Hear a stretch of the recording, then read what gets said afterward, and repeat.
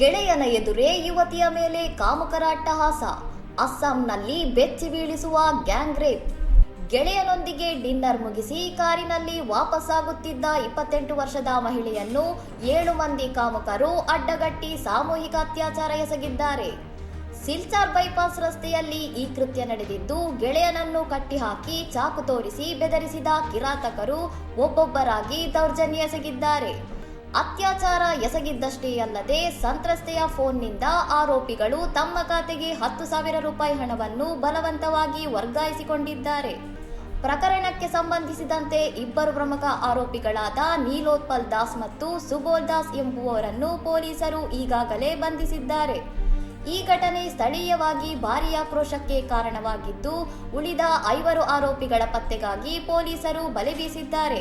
ಇನ್ನಷ್ಟು ಸುದ್ದಿಗಳಿಗಾಗಿ ನೋಡ್ತಾ ಇರಿ ಸೌರಂ ಟಿವಿ.